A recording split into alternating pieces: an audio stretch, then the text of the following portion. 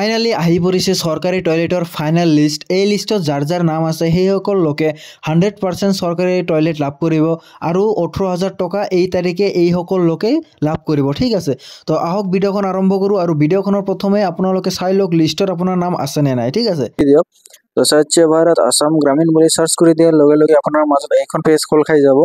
তো এইখন পেজ খোলাৰ লগে লগে আপোনাৰ এইখন স্বচ্ছ ভাৰত মিছন এইখন পেজ আপুনি ক্লিক কৰি দিব। ঠিক আছে, এইখন পেজত ক্লিক কৰাৰ সৈতে আপোনালোকৰ মাজত এইখন অফিচিয়েল যিটো চৰকাৰী টয়লেটৰ পেজ হয় এই পেজখন আপোনাৰ মাজত খোল খাই যাব।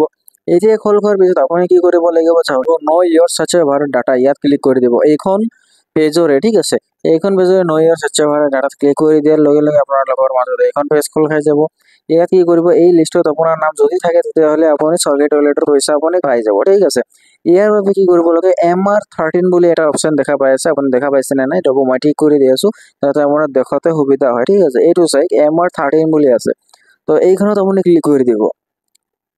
তো এইখনত ক্লিক কৰি দিয়াৰ লগে লগে আপোনালোকৰ মাজত এখন নতুন পেজ খোল খাই যাব। ইয়াৰ পেজ খোলাৰ পিছত ইয়াত আপোনাৰ সকলো আমাৰ ভাৰতৰ যিমানখন ৰাজ্য আছে সকলো ৰাজ্যৰ নাম আহি যাব। ইয়াৰ পৰা আপুনি অসমখন চিলেক্ট কৰি ল'ব। এই 4 নম্বৰ অপশ্যনত আছে আসাম, তো আসামখন আমি চিলেক্ট কৰি লওঁ সোনকালে। তো ব্লক আমি আসামখন চিলেক্ট কৰি লওঁ। আসামখন চিলেক্ট কৰি লোৱাৰ লগে লগে আপোনাৰ মাজত যিমানখন আপোনাৰ ব্লক আহি যাব, ব্লকখন আপুনি চিলেক্ট কৰি ল'ব লাগিব। দেখা পাই আছে আপোনাৰ ডিষ্ট্ৰিক্ট, প্ৰথমে ডিষ্ট্ৰিক্টখন চিলেক্ট কৰি ল'ব, তাৰপিছতহে ব্লকখন আহিব। তো আপুনি ডিষ্ট্ৰিক্টখন চিলেক্ট কৰি লওঁ। আপোনাৰ যদি যি ডিষ্ট্ৰিক্ট হয় এইখন আপুনি চিলেক্ট কৰি ল'ব। যদি ধুবুৰী হয়, বঙাইগাঁও হয়, যি হয় মোটামুটি ধুবুৰী, আপোনাৰ ডিষ্ট্ৰিক্টখন চিলেক্ট কৰি লওক। তো আমি ডিষ্ট্ৰিক্টখন এতিয়া চিলেক্ট কৰি ল'ম। তো আমাৰ ডিষ্ট্ৰিক্টখন বঙাইগাঁও, বঙাইগাঁওখন বিচাৰি আছোঁ, এইখন 5 নম্বৰত পাই গ'লোঁ।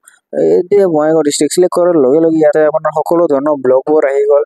চাৰ গোটেই বৈঠামাৰী, ডাংতল, মানিকৰ, তো আমাৰ ডাংতল হয়, ডাংতল ব্লকখন আমি চিলেক্ট কৰি ল'ম।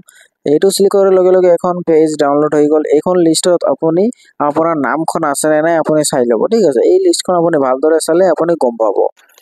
তো দেখিলে এইখন লিষ্টত যিসকল লোকৰ নাম আছে সেইসকল লোকৰহে জিঅ' টেকিং আৰম্ভ হ'ব।